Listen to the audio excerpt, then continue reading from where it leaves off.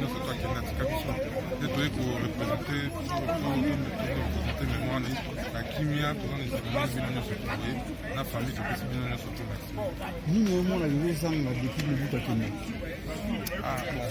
après eza sentiment personnel déjà nga papa na nga na biloko ezangaka papa déjà après en dehors de sentiment biologique en dehors de sentiment biologique naokaka bato nyonso tone balobaka depuis mobutu akenda tolelaka ye kaka tozela.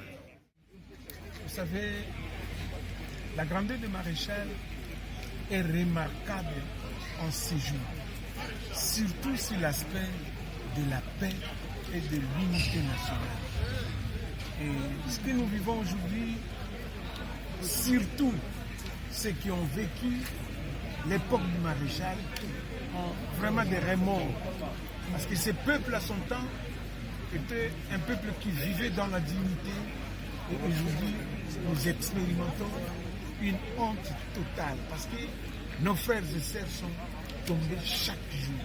Et le sang de nos frères coule chaque jour.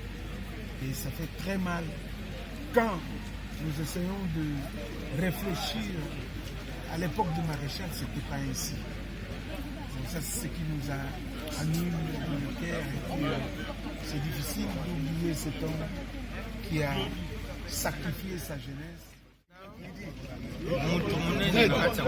C'est-à-dire que ça, il y a Motuya, il y a Balobara, il y a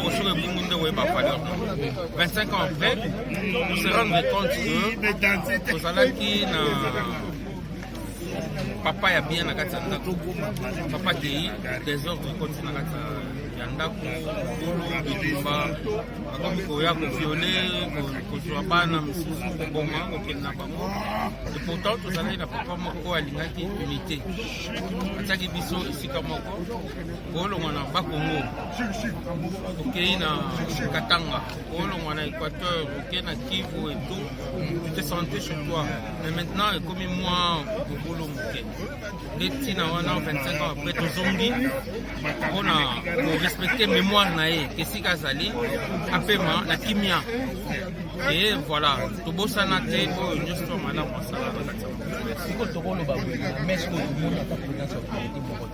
si toala na ministre ya santé azalaki wana représentant et ministre intérieur azalaki wana il y avait des honorables et voilà donc lelo eza jour moko ouvrable. Nous sommes mercredi, c'est un jour il y a Moussala, donc c'est tout à fait évident que Kombo, donc Kombo Nangai, John Nisongo, je suis un ancien officier. Et que les amis, les frères viennent voir et qu'on se voit ensemble avec eux, ça nous console en fait. Donc aujourd'hui on se joue, notre joie est de voir tout le monde venir pour en quelque sorte, excusez-moi, vénérer la mémoire du feu le maréchal Mobutu. Pour nous, vraiment, c'est une grande joie parce que nous continuons à faire. Aussi longtemps que notre père n'est pas encore arrivé, donc nous sommes toujours en guerre. Le maréchal Mobutu a fait 32 ans de pouvoir ici au Zaïre, à l'époque, aujourd'hui République démocratique du Congo.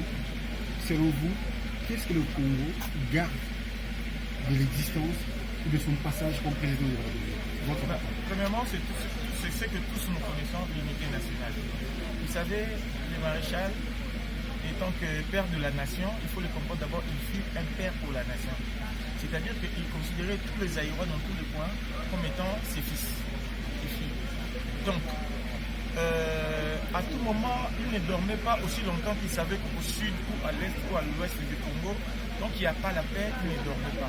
Raison pour laquelle, bien que cela a toujours été mal interprété par les uns comme les autres, le maréchal avait dit que s'il fallait pactiser avec le diable pour refaire l'unité, la paix et la concorde du Congo, il était capable de le faire. Donc allez-y comprendre, nous sommes des parents, aucun parent ne peut vouloir voir ses enfants souffrir. Ainsi, aujourd'hui, nous manquons un père. Et aussi longtemps que nous n'avons pas encore enterré notre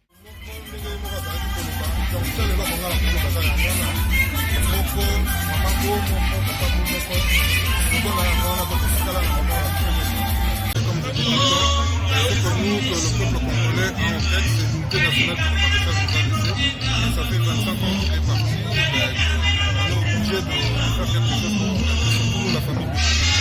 Donc c'est pour ça que c'est une unité nationale. savons que le feu Mobutu prenait plus sur l'unité nationale, comme vous venez de les suggérer.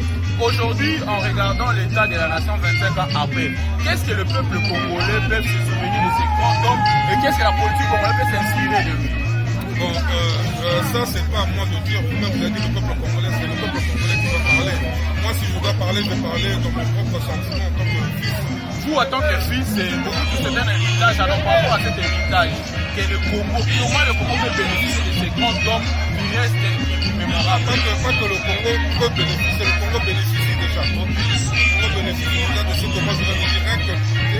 Je pense que le Congo bénéficie beaucoup de ça. Il n'y a pas de tribalisme, tout ça, je pense que c'est l'héritage que le Congo a laissé. Aujourd'hui, nous expérimentons une honte totale.